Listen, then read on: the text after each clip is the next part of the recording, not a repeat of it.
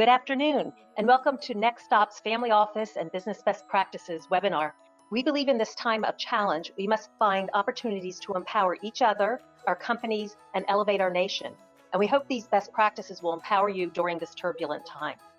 A broader look at history shows that renaissances often occur after the most trying and difficult times. So with this in mind, we want to challenge you to use these times to position your family, office, and businesses for the future. There's trouble in paradise. The wealth statistically dissipates remarkably quickly. So unfortunately, by second generation, by statistics, about 60% of the wealth has been dissipated. And by the third generation, unfortunately, the statistics are somewhere around 90%. And so it's really essential to address these issues around investing in not just the family business or even the family office, but to invest in the family culture and in the family strategy. And it's essential that the approach to this be done in a collaborative, intergenerational way. And more often than not, it's best that there be a trusted outside expert to facilitate this process. As Jeremiah mentioned, I'm a fourth generation family member of the John Pitcairn clan. And he formed the Pittsburgh Plate Glass Company in 1883.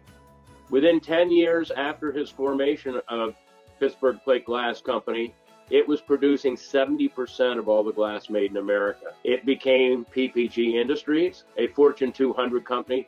So we opened up Pitcairn Trust Company in 1987, became a leading MFO in the multi-family office space. And today, in addition to the Pitcairn family, Pitcairn serves more than 100 multi-generational families around the globe. Let's call this, for this exercise, the family enterprise. And we'll start with the family circle.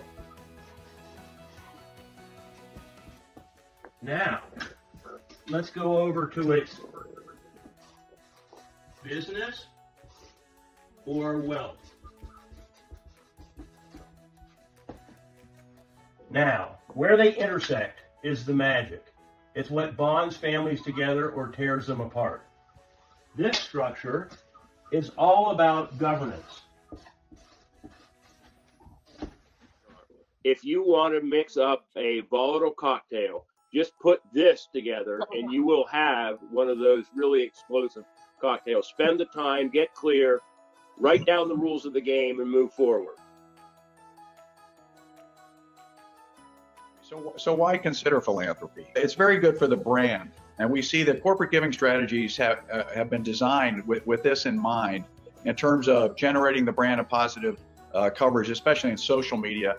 Well, frankly, it's been a very challenging time for charitable organizations. Almost 3/4 of philanthropies of charities have seen a decline in resources, and some of them a very significant decline, so that some of them may unfortunately go out of business.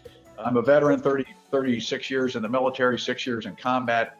What we find is that many of these veterans kind of living from paycheck to paycheck, and sometimes they're not looking for a financial dependency. What they need sometimes is a little help to bridge them through a crisis. Financial stress for many of our veterans is right next to emotional stress, and unfortunately, we've seen a climb in the suicide rate amongst our military and veteran community. It's above the national average.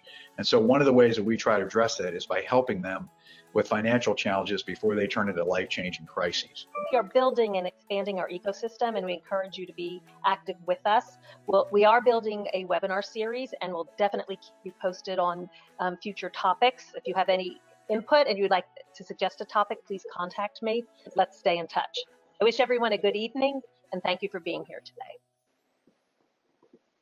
Special thanks to our sponsors, PenFed Foundation, Young America Capital, and Reorganization Alternatives Group.